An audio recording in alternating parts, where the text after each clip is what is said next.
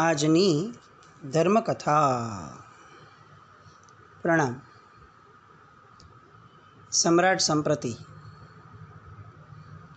લગભગ છેલ્લા 50 દિવસથી આપણે આ એક મહાપુરુષની કથા સુધી પહોંચવા માટેનો યત્ન કર્યો.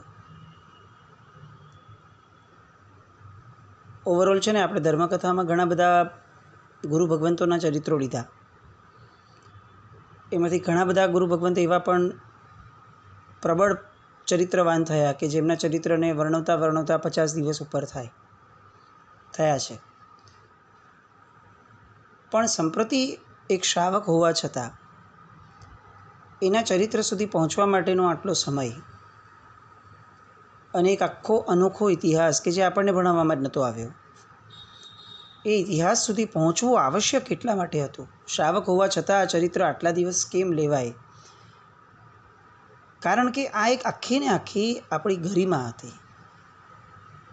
કેટલાક ચરિત્રો ન સાંભળીએ તો એવું લાગે કે આપણે એમના ઘણા ગુણો સાંભળવાથી વંચિત રહી ગયા, પણ કેટલાક ચરિત્રો ન સાંભળીએ તો ચોક્કસપણે એનો પ્રભાવ એવો હોય કે આપણે પોતે કેટલાક ગુણો ઊભા કરવામાં નિષ્ફળ જઈએ. સમ્રાટ સંપ્રતિ એવું ચરિત્ર હતું કે જેમને સાંભળ્યા પછીથી આપણને શ્રાવક જીવન કેવું હોય, જૈનપણું કેવું હતું અને એના કારણે આજે આપણે કેવું જીવવું જોઈએ, એ આખીને આખી વાત આ ચરિત્ર દ્વારા આપણને ઉજાગર થાય છે. જેના પિતા અત્યંત ભવ્ય જીવન જીવી ગયા હોય, એના બાળકને ગમે તેવા આડા રસ્તે વહી ગયો હોય, જો એને યાદ કરાવવામાં આવે કે તારું ખાનદાન જો, હવે તારાથી આવું કાર્ય કેવી રીતે કરી શકાય, તો અગર એ અધમા અધમ નથી તો એ વ્યક્તિમાં ચોક્કસ પરિવર્તન આવે. આપણે આ દેશની અંદરમાં, સમાજની અંદરમાં જૈનપણાને જેવી રીતે વેરીને રાખ્યું છે, બનાવીને રાખ્યું છે, એ એટલું દરિદ્રી લાગે છે જ્યારે આપણે સંપ્રતિને સાંભળીએ ત્યારે, કે કેવી જાહો જલાલી હતી અને આજે આપણે કઈ સ્થિતિમાં છીએ બહારથી લોકોની અપેક્ષાએ. એક આખો મોટો સાગર એક નાનકડા ટમ્બલરમાં આવી ગયો હોય એવી સ્થિતિમાં આપણે અત્યારે છીએ. અને એટલે જ આ ચરિત્રનું અહીંયા મહત્ત્વ વધે છે. એ આપણને પ્રોત્સાહન આપે છે કે આપણે આવા હતા તો એવા થઈ શકીએ એમ છીએ. બસ એ ગરિમા નવી પેઢી સુધી પહોંચાડવાનો આ એક પ્રામાણિક પ્રયત્ન છે. આપણે ગઈકાલ સુધી જોયું કે સમ્રાટ સંપ્રતિએ અનાર્ય દેશોની અંદરમાં એમના ઉપદેશકોને યોજનાબદ્ધ રીતે મોકલ્યા, અને અનાર્ય હોવા છતાં એ દેશોની અંદરમાં આર્ય લોકો કરતાં પણ વિશેષ કહી શકાય એવો વિવેક એમણે જન્માવ્યો.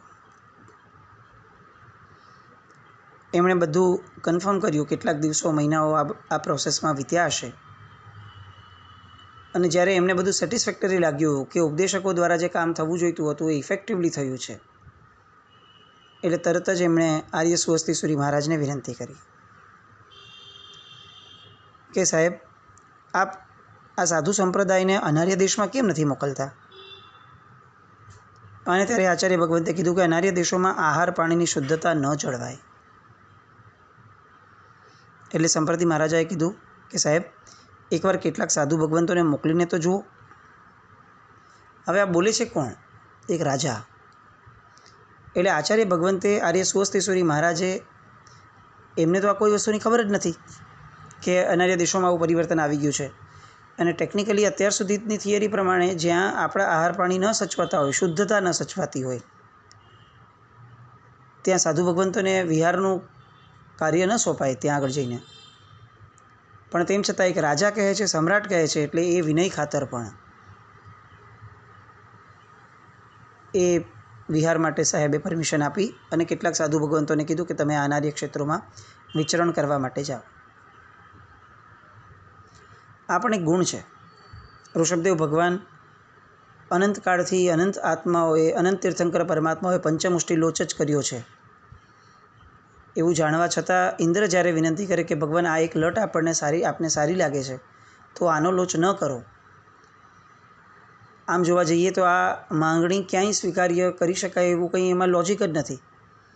ભગવાન જે માર્ગે જઈ રહ્યા છે ત્યાં લટ સારી લાગવાનો કોઈ અર્થ જ નથી. પણ તેમ છતાં આ માંગણી કોને કરી છે એ વાતને ઋષભદેવ ભગવાન પોતે સમજે અને એ સમજ્યા પછીથી ચતુર્મુષ્ટિ લોચ કરી અને સંતોષ પામે. કારણ કે વિનંતી કરનાર એ ઇન્દ્ર છે, જે આ ભરત ક્ષેત્રનો માલિક છે. એ માલિક છે એ અપેક્ષા એની, એ એકાવતારી છે, એ પરમ ભક્ત છે જૈન ધર્મનો, અને શ્રેષ્ઠતમ લાગણીથી આ કહી રહ્યો છે. કોઈ વસ્તુ આપણે ત્યાં છે ને પરમાત્માના શાસનમાં એકાંતે નથી કે આ કરવું એટલે કરવું જ. દરેક જગ્યાએ આપણે ત્યાં ઔચિત્ય છે. જે પરિસ્થિતિમાં જે ઉચિત છે તે કરવું. અહીંયા આર્ય સુવસ્તીશ્વરી મહારાજે અનાર્ય દેશોની અંદરમાં સાધુ ભગવંતોને મોકલવાનો નિર્ણય લીધો તો ચોક્કસપણે ક્યાંક પ્રશ્ન ઊભો કરી શકાય કે એમને જો ખબર જ ન હતી કે અનાર્ય દેશોમાં ઘણું બધું બેટર થઈ ગયું છે, તો આજ સુધી અનાર્ય દેશોમાં ન જ મોકલનાર એવા મહાત્મા એમણે એવું તે શું કર્યું કે એમને શું થયું કે એમને મોકલવાનું થયું, મન થયું? તો એના જવાબમાં એક જ આવે, આ વિનંતી કરનાર જે હતું તત્વ, એ તત્વની ગરિમા, એની લાગણી, એની જૈન ધર્મ પ્રત્યેની સંવેદનાઓ, એનો મોક્ષાભિલાષ, એના કષાયોની મંદતા, આ બધું જોતાં આર્ય સુવસ્તીશ્વરી મહારાજે અનાર્ય દેશોમાં મહાત્માઓના વિચરણ માટેનો નિર્ણય લીધો. કોણ બોલે છે એ મેટર કરે છે. પુરુષ વિશ્વાસે વચન વિશ્વાસની પરંપરા આપણી છે. એ શું બોલે છે ને એ કેટલું બેટર હશે ને કેટલું સાચું હશે એ મહત્ત્વનું સેકન્ડરી જ છે. કોણ બોલે છે? એક આપતા પુરુષ બોલતા હોય ત્યારે એનું મહત્ત્વ ખૂબ વધી જાય. પછી એ શું બોલે છે એનું લોજિક, એના રિઝનિંગ, એનો આશય, આવો કોઈ વિચાર ન કરાય. કોણ બોલે છે એ સમય મહત્ત્વનો છે. સાધુ ભગવંતોને મોકલ્યા અને સાધુ ભગવંતો કેટલાક સમય સુધી, મહિનાઓ સુધી ત્યાં વિચરણ કરી અને પાછા ફર્યા અને આવીને આચાર્ય ભગવંતને કહે છે કે હે પ્રભો, આ તો અનાર્યો કેવળ નામના જ રહ્યા. વસ્ત્ર, અન્ન, પાણી વગેરે આપવાના વ્યવહારમાં એઓ આર્યોથી પણ અમને તો અધિક લાગ્યા. હે ભગવંત, સંપ્રતિ મહારાજાએ ઉપદેશકો વગેરે દ્વારા અનાર્ય ભૂમિને આર્ય ભૂમિ જેવી બનાવી દીધી છે. આ એક પ્રકારનું અચ્છેરું કહી શકાય એવી ઘટના છે. અનાર્ય ભૂમિ જો આર્ય બની શકતી હોત તો એને અનાર્ય કેમ કહી હોત? એવો ઉપદેશ અપાયો હોત કે આ ભૂમિમાં વધુ ધર્મ પ્રસરે ને એવા પ્રયત્ન કરજો.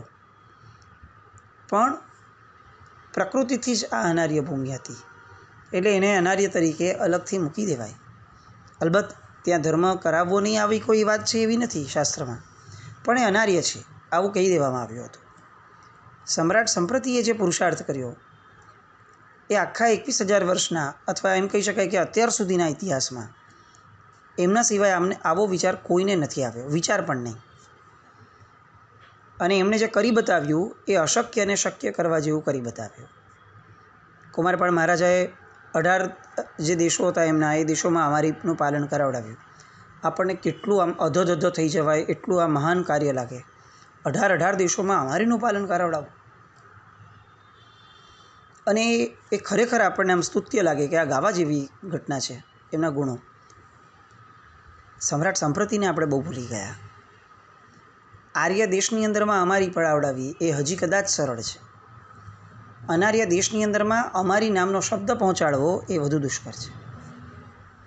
આર્ય દેશની અંદરમાં આચાર પાલન કરાવડાવવું એ હજી કદાચ શક્ય છે, પણ અનાર્ય દેશોની અંદરમાં વિચાર અને આચાર બંને પહોંચાડવા, સમજાવવા અને એમના ગળે ઉતારવા એ લગભગ અશક્ય ઘટના છે. સમ્રાટ સંપ્રતિએ આવું પરાક્રમ કર્યું કે જે અજોડ છે. રોજ સવારે સમ્રાટ સંપ્રતિને યાદ કરવા એ અત્યંત આવશ્યક છે. આ પ્રમાણેનું વચન સાધુ ભગવંતોએ આચાર્ય ભગવંતને સંભળાવ્યું અને એના કારણે સમ્રાટ સંપ્રતિએ જે સમય સૂચકતા વાપરીને જે કાર્ય કર્યું છે એનો આનંદ વિશેષપણે આર્ય સુવસ્તીશ્વરી મહારાજ સાહેબે વ્યક્ત કર્યો. નિશિત ચૂર્ણીમાં એક ગાથા છે. એ ગાથાની અંદર લખ્યું છે કે શ્રમણ સુભટોથી એટલે કે ઉપદેશકોથી ભાવિત તે દેશોમાં સાધુઓ સુખેથી વિચરતા, તેથી તેઓ એટલે કે અનાર્ય દેશની પ્રજા સરળ પરિણામી થયા. કેટલી મોટી અચીવમેન્ટ. આ પછીથી સમ્રાટ સંપ્રતિએ પોતાના નગરના કંદોઈઓને ભેગા કર્યા અને એમણે આજ્ઞા કરી કે સાધુ ભગવંતોને જે વસ્તુઓ ખપતી હોય તે તમારે આપવી, એના બદલામાં એ જે કિંમત થાય એ કિંમત હું તમને આપીશ. ઉપરાંત એ ગયા દાનશાળામાં. ત્યાં મુલાકાત લઈને રસોઈયાઓને પૂછ્યું કે તમે ગરીબોને જે આ અનાજ વગેરે આપો છો, એમાંથી જો કેટલુંક અનાજ વધે તો એનું તમે શું કરો છો? એટલે એમણે જવાબ આપ્યો કે હે દેવ, અમે એ અનાજ અમારા ઘરમાં વાપરીએ છીએ. ત્યારે મહારાજાએ કહ્યું કે મારી આજ્ઞાથી આજ પછીથી એ અનાજ હવેથી સાધુ ભગવંતોને આપવું અને એના બદલામાં હું તમને ઈચ્છિત ધન આપીશ. આખી પ્રક્રિયા કરવાનું કારણ એ કે પોતે રાજા છે, પોતાને ક્યાંય કરતાં ક્યાંય લાભ મળતો નથી ગોચરી વગેરેનો. એટલે એને મન થાય છે કે સાધુ ભગવંતો ક્યાંય પણ ગોચરી વિનાના, અન્ન પાણી વિનાના ન રહે. ભિન્ન ભિન્ન અલગ અલગ ક્ષેત્રોની અંદરમાં ચિક્કાર દાનશાળાઓ એમણે ખોલાવી છે, જેની દાનશાળાઓમાં 60,000 તો ખાલી બ્રાહ્મણો જમતા હતા. એવા સમ્રાટ સંપ્રતિ છે. એમને આ ભાવ થયો કે સાધુ ભગવંતોના આચારો, પોતે તો પોતાને જાતિસ્મરણ જ્ઞાન થયું છે એટલે એને ખ્યાલમાં છે કે એ સમયે ગરીબી કેવી હતી. પોતે એ ગરીબીનો અનુભવ જાતિસ્મરણ જ્ઞાન દ્વારા અનુભવ્યો છે. ભૂખ્યા રહેવું પડે તો કેવી સ્થિતિ થાય એ અનુભવ્યું છે. તો એવા સમયે જે સૌથી શ્રેષ્ઠ સુપાત્રો છે સાધુ ભગવંતો, સાધ્વીજી ભગવંતો, એ ક્યાંય ગોચરી વગરના ન રહી જાય એ માટેનો આ આખો પ્રયત્ન કે એમને નિર્દોષ મળે, એમના નિમિત્તે થયેલી વસ્તુઓ નહીં, સાહજિક રીતે જે વધ્યું છે, સાહજિક રીતે જે બન્યું છે એ સાધુ ભગવંતોને વહોરાવાય, એવો આ એક પ્રયત્ન એમણે કર્યો. એટલે આ રીતે સમ્રાટ સંપ્રતિએ આર્ય સુવસ્તીશ્વરી મહારાજની પ્રેરણાથી અનેકવિધ એવા કાર્યો કર્યા કે જે કાર્યોને જન્મની સફળતા સમા ગણી શકાય. હવે વીર નિર્વાણ સંવત 291નું એ વર્ષ હતું. ભગવાનના નિર્વાણને 291 વર્ષ થયા હતા અને આર્ય સુવસ્તીશ્વરી મહારાજની ઉંમર લગભગ એ સમયે 99 વર્ષની થઈ અને એમણે તરત જ પોતાનો ઉપયોગ મૂકતા ખ્યાલ આવ્યું કે એમને કે હવે મારું કાળ ધર્મનો સમય ખૂબ નજીકમાં છે. એટલે એમણે ધર્મ જાગૃતિ માટે પોતાના શિષ્ય સમુદાય સાથે આ પાટલીપુત્રની અંદરમાં અંતિમ ચાતુર્માસ કર્યો. એ સમયે મહારાજા અશોક, એની તબિયત પણ થોડી નરમ રહેતી હતી. એટલે એમણે પાટલીપુત્રનું જે આખું રાજ્યનું કારભાર છે એ સોંપવા માટે એમણે સમ્રાટ સંપ્રતિને પાટલીપુત્ર બોલાવ્યા હતા. અત્યાર સુધી અવંતીમાં જ બધું આ રાજ્ય ચાલતું હતું, ઉજ્જૈની. એટલે હવે એમણે પાટલીપુત્ર બોલાવડાવ્યા. એટલે આર્ય સુવસ્તીશ્વરી મહારાજ સાહેબ પણ પાટલીપુત્રમાં અને સમ્રાટ સંપ્રતિ પણ પાટલીપુત્રમાં. આ બાજુ સંપ્રતિ જે છે એ રાજ્ય કુટુંબ સાથે રોજ વ્યાખ્યાન શ્રવણ માટે રાજમહેલથી નજીક જે બંધાવેલી પૌષદશાળા હતી એમાં જતા. અને આચાર્ય ભગવંત પણ પોતે 99 વર્ષના થઈ ગયેલા હોવા છતાં, તબિયત પણ લથડી હોવા છતાં સમ્રાટ સંપ્રતિની દરેક જાતની શંકાઓનું નિવારણ કરતા હતા. પાટલીપુત્રનો સંઘ પણ જબરદસ્ત ભક્તિ કરતો હતો. અને એવા સમયે દીપાવલી નામનું પર્વ આવ્યું અને સમ્રાટ સંપ્રતિએ પ્રશ્ન કર્યો કે દીપાવલી પર્વની ઉત્પત્તિનો ઇતિહાસ શું છે? એટલે એવા સમયે 10 પૂર્વધર એવા જ્ઞાની આર્ય સુવસ્તીશ્વરી મહારાજે જ્ઞાન બળે એનો સચોટ જવાબ આપ્યો અને એક આખું પ્રકરણ જે છે એ સમ્રાટ સંપ્રતિને સમજાવ્યું. આપણે લગભગ આ બધું જાણીએ છીએ કે પ્રભુના ચ્યવન કલ્યાણકનો દિવસ વર્ધમાન સ્વામી ભગવાનનો, અષાઢ સુધી છઠ, એ પછી ચૈત્ર સુદ 13ના દિવસે જન્મ, એ પછીથી 30 વર્ષનો ગૃહસ્થાવાસ અને માગસર સુદ છઠના દિવસે ચારિત્ર અને વૈશાખ સુદ દસમના દિવસે કેવળ જ્ઞાન. એ કેવળ જ્ઞાન પછીથી જે એમણે હસ્તિપાલ રાજાની પૌષદશાળામાં છેલ્લું ચાતુર્માસનું નિર્ગમન કર્યું ત્યારે 16 પ્રહરની જે છેલ્લી દેશના આપી, એ પછીથી ગૌતમ સ્વામી ભગવાન કે જે દેવ શર્માને પ્રતિકૂળ કરવા માટે ગયા, એ બધી જ વાતો આર્ય સ્વસ્તિસુરી મહારાજે પોતાના જ્ઞાન બળે સમ્રાટ સંપ્રતિને કહેવાની શરૂ કરી.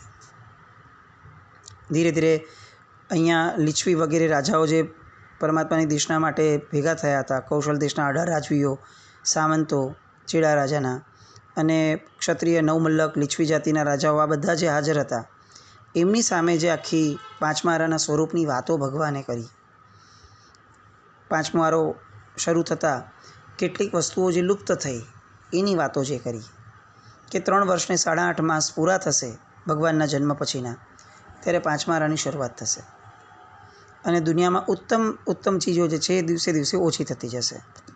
શહેરો વેરાન થશે, નાના નાના ગામડાઓ આબાદ થશે. બીજો પરિવર્તન જે ભગવાને કીધું એ હતું કે દેવ દેવતાઓ હવેથી મનુષ્યોને પ્રત્યક્ષ રીતે નહીં દેખાય, પણ સ્વપ્નમાં દેખાશે. પાંચમા આરાના કારણે જે ચોથા આરા સુધી દેખાતું હતું હવે એ બંધ થયું. પછી તો કે મનુષ્યો પોતાની મર્યાદાનું ઉલ્લંઘન કરશે અને પુરુષાર્થી ઓછા બનશે, નબળાઓનું જોર વધી જશે. પછી પાપ આચરણની અંદરમાં મનુષ્યો હંમેશા હવેથી હોશિયાર થશે. એટલું જ નહીં, પોતાના કાર્યોની સુધારણા માટે બીજાનું ખરાબ કરવું પડે તો પણ એમને ક્યાંય ફરક નહીં પડે. પુણ્યકામની અંદરમાં આળસુ અને પ્રમાદી થશે. ગાય આદિ જનાવરોનો પશુવધ શરૂ થશે કે જેમાં ધર્મનું નામ કોઈ નિશાન પણ નહીં રહે. સાચું બોલનારા લોકો ઓછા રહેશે, ધરતીની પેદાશ પણ ઓછી થશે. લોભીઓ પાસે ધનનો સંચય થશે, દયાળુઓ અને દાતાઓ પાસે પૈસાની તંગી રહેશે. ધર્માત્માઓ ઓછા આયુષ્યવાળા થશે અને પાપીઓ દીર્ઘ આયુષ્યવાળા થશે. વયોવૃદ્ધ દેખાતા જુવાનિયાઓ અને બાળકો વહેલા વહી જશે, જ્યારે વૃદ્ધો પોતાનું આયુષ્ય દુઃખી અવસ્થામાં પૂર્ણ કરશે. આવી અનેક વાતો જે ભગવાને એ સમયે કહી હતી, એ વાતો બધી આર્ય સ્વસ્તિસુરી મહારાજ સાહેબે જ્ઞાન વડે ભગવાનની દિશામાં જે લેવાઈ હતી એ આખી વાતો અહીંયા આર્ય સ્વસ્તિસુરી મહારાજને કરી. 2000 વર્ષનો એ જે ભસ્મગ્રહનો પ્રભાવ છે અને 500 વક્રી થવાના કારણે બીજા જે વર્ષો બગડવાના છે, એટલે કુલ મળીને જે 2500 વર્ષનો એ જે પ્રભાવ છે એના કારણે શાસન જે રીતે ડોલાશે એની આખી વાત, અને 2500 વર્ષ પછીથી શાસનનો જે રીતે ઉદય થશે અને પછી 21000 વર્ષ સુધી એ શાસન જે રીતે ચાલશે, એ બધી વાત એ પણ સાહેબે ત્યાં કરી. અને યુગ પ્રધાનોની વાત કરી. બહુ જ મહત્ત્વની વાતો છે આ. આપણે દિવાળી કલ્પની અંદરમાં આ બધી વાતો સાંભળીએ છીએ એટલે વિશેષપણે ઊંડાણમાં અને લેતા નથી આપણે, પણ મૂળમાં આ યુગ પ્રધાનોની વાતો જે છે એના કારણે આપણે સમજી શકીએ છીએ કે આ 2500 વર્ષ પછીનું શાસન એ કેવું હોવું જોઈતું હતું. આજે આપણે જે રીતે જીવી રહ્યા છીએ ને જોઈ રહ્યા છીએ એ કેવું છે, એ જે ભેદ છે એ ફક્ત સમજવા પૂરતું પણ આ દીપાલિકા પ્રવચનો એ વિશેષપણે આપણે ખાસ સાંભળવા જોઈએ. દિવાળી આવશે, દરેક સંઘોની અંદરમાં મહાત્માઓ આ પ્રવચનો દીપાલિકાના લેશે. કેટલી બધી વાતો જે ભગવાન ભવિષ્ય માટે ભાખીને ગયા હતા એ એક એક વાતો, એ વાતોનું વિસ્તારપૂર્વક સમજણમાં આવશે. અને એના દ્વારા આપણને જે ઘણા પ્રશ્નો છે કે કેમ આવું થાય છે, સારા માણસે બધું ભોગવવાનું, એને દુઃખી થવાનું, ખરાબ માણસોને સત્તા મળે, મજા કરે, એ લોકો ક્યાંય દુઃખી ન થાય, આ બધું કેમ આવું થતું હશે? આવા જે પ્રશ્નો સાહજિક રીતે આપણને રૂટીનમાં આપણને થતા હોય છે જગત જોઈને, એના જવાબો આ ભગવાનના દીપાલિકા પ્રવચનમાંની અંદરમાં બહુ જ વ્યવસ્થિતપણે અપાયા છે. પાંચમા આરાનું સ્વરૂપ, પાંચમા આરામાં એક્ઝેક્ટલી શું થશે અને કેમ થશે અને એનું પરિણામ શું આવશે, એ બધી વાતો આ પાંચમા આરા માટેની એ પરમાત્માએ બહુ સરસ રીતે ત્યાં કીધી છે. યુગ પ્રધાનનો ઉદય ક્યાં ક્યાં અને કેવી રીતે થશે? 98 યુગ પ્રધાન થવાના છે, જેમાંના છેલ્લા યુગ પ્રધાન વૈશાખ નામના યુગ પ્રધાન થવાના, એ બધી વાત પણ પરમાત્માએ કરી. એવી રીતે ક્ષત્રિય જે છે એ રાષ્ટ્રધર્મની સ્થિતિ એ વૈશ્યોના હાથમાં વહી જશે. ધર્મ ચાળણીની માફક ચણાશે. આ બધો જ ભસ્મ નામના ગ્રહનો પ્રભાવ જાણવો. પછીથી 2500 વર્ષે ઐક્યતા થશે અને જૈન ધર્મ જગતમાં પોતાનું સ્થાન સુંદર રીતે પ્રાપ્ત કરશે. આ બધી વાત પરમાત્માએ જે કહી હતી એ આર્ય સ્વસ્તિસુરી મહારાજે કરી. આપણે પણ દર વર્ષે આ વાત સાંભળીએ છીએ, પણ સમહાવ જે ભગવાન કહી ગયા હતા એ વાતો ક્યાંક પ્રેક્ટિકલી આપણે અત્યારે અનુભવી શકીએ એવી સ્થિતિ અત્યારે આપણા સૌભાગ્યમાં કદાચ ઓછી છે એવું તો આપણે માનવું જ રહ્યું. એ બધી વાતોથી સંતુષ્ટ થઈ અને સમ્રાટ સંપ્રતિ ફરીથી પૂછે છે કે પ્રભુ, ભાઈબીજ નામનું પર્વ એ કઈ રીતે ઉદયમાં આવ્યું? એટલે ત્યારે દીપાવલી કલ્પનો સવિસ્તર ગાથાનુબદ્ધ વૃત્તાંત આપવામાં આવ્યો અને એ વૃત્તાંતની અંદરમાં આ બધી જ વાતોના જવાબ પણ આપવામાં આવ્યા કે ભગવાનના નિર્વાણથી એમના વડીલ નંદીવર્ધન ખેદ પામ્યા અને એ ખેદમાં અન્ન પાણી લીધા વિના એમનો આખો દિવસ ભાઈના શોકમાં નિર્ગમન કર્યો. ત્યારે બીજના દિવસે એમની બેન સુદર્શનાએ આશ્વાસન આપવા માટે પોતાને ત્યાં તેડાવ્યા અને શોક મુકાવીને ભોજન કરાવ્યું. ત્યારથી ભાઈ બીજ જગતમાં પ્રસિદ્ધિને પામી છે. અને એટલે જ કાર્તિક સુદ બીજના દિવસે બહેનો ભાઈને પોતાના ઘરે તેડી જઈ અને જમાડે છે. આવી બધી વાત. અને એમાં પણ જ્યાં દીપાવલી કલ્પની અંદરમાં સમ્રાટ સંપ્રતિ ને આ બધી વાતો કહેવામાં આવતી ત્યારે આર્ય સુહસ્તેશ્વરી મહારાજ સાહેબ એ સમ્રાટ સંપ્રતિ માટે એક શબ્દ વાપરે છે, પરમ સઠ્ઠો, એટલે કે પરમ શ્રાવક છે તું. આ રીતનો એક શબ્દ પણ એમના સંબોધનમાં વાપરે છે. આ આખી વાત હવે યુગ પ્રધાનો કયા કયા થયા અને કયા કયા હવે થશે, દુપસ્વ સુધીના બધા જ એ બધી વાતને સંવેદવા આવતીકાલે ફરીથી મળીએ. જીનાજ્ઞામૃત કંઈ પણ બોલાય તો મિચ્છામિ દુક્કડમ જૈનમ જયતિ શાસનમ.